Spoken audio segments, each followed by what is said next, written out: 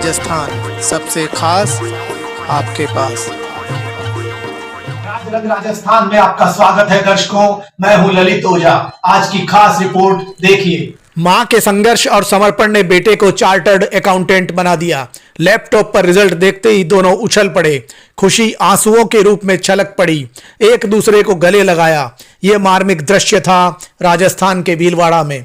New housing board Shastri Nagar की प्रीति पगारिया और बेटे कृष पगारिया का लगभग 12 साल पहले ऐसी परिस्थितियां बनी कि प्रीति को परिवार से अलग होना पड़ा। तब बेटा कृष 10-11 साल का था। आजीविका का कोई साधन नहीं। मां ने पेट भरने और बेटे के भविष्य के लिए प्राइवेट स्कूलों में पढ़ाया। हाथों में मेहंदी मांडने का काम किया। ब्यूटी पार्लर का काम सीखा। फिर अपना छोटा सा ब्यूटी पार्लर खोल दिया। यहाँ कई बार रात 11:30 बजे तक भी काम करना पड़ा तो किया। मां का समर्पण ऐसा कि बेटे को कुछ बनाना ही है। हिम्मत नहीं हारी, धैर्य रखा, मजबूत रही तो नतीजा भी आया। 21 वर्षीय बेटा कृष सीए फाइनल नवंबर 2024 एग्जाम में प्रथम प्रयास में ही पास हो गया। उसे 600 में से 343 नंबर मिले। मां कृष बोली, मेरे लिए बेटा ही सब कुछ है। और बेटा बोला, मम्मी के समर्पण और आशीर्वाद से ही आज मैं सीए बन सका।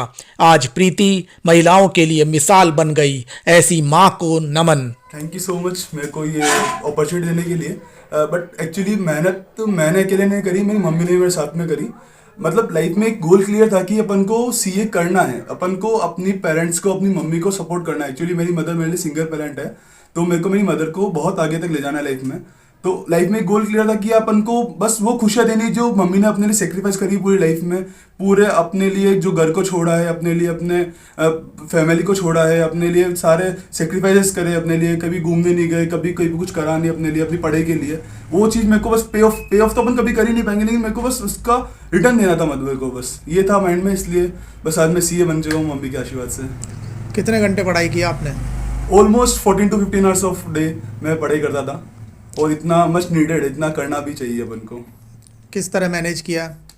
ठीक है, मैनेज अपन को करना पड़ता है। मतलब रात को पढ़ो, सुबह पढ़ो, लेकिन बस एक गोल क्लियर हो कि आप पढ़ना है। अगर सोचोगे ना दोस्तों के साथ घूमना, ये करना वो करना, इच्छा सबकी होती है घूमने की, इच्छा सबकी होती है अपन को बस बाहर रेस्टोरेंट जाओ, कैफे जाओ, दोस्तों के साथ थोड़े गाड़ी लेके घूमो।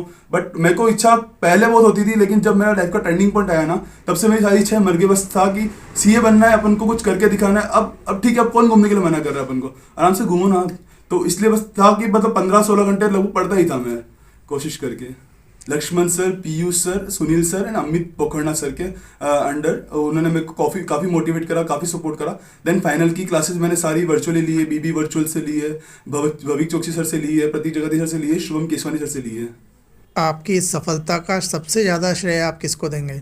सबसे ज़्यादा और सबसे प्रथम श्रेय मैं मेरी मदर को दूंगा, क्योंकि आज अगर मेरी मम्मी मेरे साथ नहीं होती, मेरी मम्मी को सपोर्ट नहीं करती ना, तो डेफिनेटली मैं सीए बन ही नहीं पाता। सीए तो क्या, मैं कुछ भी नहीं बन पाता लाइफ में। तो आज जो कुछ भी हूँ उसका सबसे पहला श्रेय मेरी मदर को रहता है। देन फिर मैं फैकल्टीज़ का सपोर्ट करूंगा। मेरे को जो मेरी फैकल्टीज ने काफ़ी सपोर्ट करा। मेरी लाइफ में कुछ ऐसे बड़े बड़े जने भी है। अरविंद जी कोठारी जी है भिलवाड़ा के, अरविंद जी बापना जी है मुंबई के, संजय कोठारी सर है सीआर कोठारी ट्रस्ट से बड़ोदरा के। उन्होंने मेरे को काफ़ी सपोर्ट करा है मेरे को इस जर्नी में। काफ़ी जने फाइनेंशियली हेल्प करी है, काफ़ी जने मेंटली हेल्प करी है, काफ़ी जने मेडिकली हेल्प करी है मेरी। तो उन सबके संघर्ष, उन सबकी हेल्प की वजह से मैं आज यहाँ तक पहुँच पाया हूँ मैं। आपने सीए का सपना देखा, इसके पीछे क्या वजह थी कि आप सीए ही प्रोफेशन चुना? मेरे को सीए का पता ही नहीं था कि सीए करना भी कैसे, क्यों करना है अपन को। बट लाइफ में था कि यार अपन को कुछ करना है, कुछ बनना है। अब मेरे दिमाग में एमबीए का कीड़ा वो चला था कि 12th में जब वो कोविड से पहले का ही रहा था, उसमें एमबीए बहुत था, एमबीए का ट्रेंड बहुत था। मैंने एमबीए के लिए बहुत रिसर्च करी, आईआईएम्स में जाने का मेरा सपना था। बट जब मैंने उसकी फीस देखी ना, तो मेरे को मतलब दिल टूट गया बिल्कुल कि सीए एमबीए तो अपन कर ही नहीं पाएंगे कि 20 लाख रुपए लगाना। ऑल्दो लोन मिला, लेकिन कोलेट्रल देना पड़ेगा। अपने पास कोलेट्रल तो कुछ है ही नहीं लाइफ में कि अपन दे पाए। कोलेट्रल तो बस अपना बिहेवियर है बस। तो इसके लिए मैंने एमबीए का फिर मैंने छोड़ा। फिर पीयूष पारिक सर है, सीए पीयूष पारिक सर, उन्होंने मेरे को बहुत मोटिवेट करा सीए बनने के लिए। और मतलब था कि सीए का रिटर्न ऑफ इनकम बहुत ज़्यादा है। मतलब अगर आप 2-3 लाख रुपए में सीए बन रहे हो, और अगर आपको फ्रेशर का पे 12-15 लाख मिलेगा, तो वो जो रिटर्न था ना, मेरे को वो चाहिए था। सबसे कम पैसे में, सबसे ज़्यादा मेहनत में, सबसे ज़्यादा रिटर्न कौन सी चीज़ दे सकती है, मेरे को वो चीज़ करनी थी लाइफ में। सोशल मीडिया में एक्टिव रहे हैं आप? ऑलमोस्ट ना के बराबर। जब मेरा एग्जाम्स थे फाइनल के, उससे 1 साल पहले मैंने वो सब बंद कर दिया था। मतलब ठीक है एग्जाम में कभी कभार शॉर्ट्स देख लेता था यूट्यूब शॉर्ट्स, बट वो भी थोड़ा माइंड फ्रेश करने के 1 या 2 मिनट दिन का।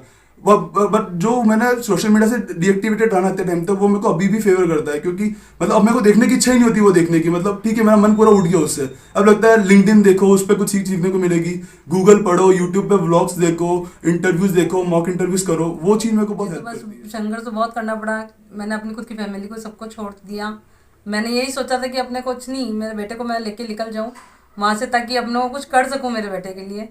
एवन मतलब उन्होंने किसी ने सपोर्ट करने के लिए मना कर दिया मुझे, हमारे पास कुछ नहीं है। इवन मैं मेरे खुद के घर पे भी गई, उन्होंने भी यही सोचा था कि भाई क्या कर लेगी ये लाइफ में, पर मैंने कहा मैं सब कुछ करके दिखाऊंगी। इसको अपनी तरफ खींचा और लेके आई, फिर अपने रेंट पे रही। धीरे धीरे स्कूल में मतलब पढ़ाई कराने जाती थी, सब कुछ करा मैंने, 4 साल वर्क करा उसमें। उससे ही धीरे धीरे पार्लर कोर्स सीखा। पार्लर कोर्स सीखने के बाद में फिर सोचा कि कुछ करना चाहिए अपने मतलब और भी लड़कियों के लिए।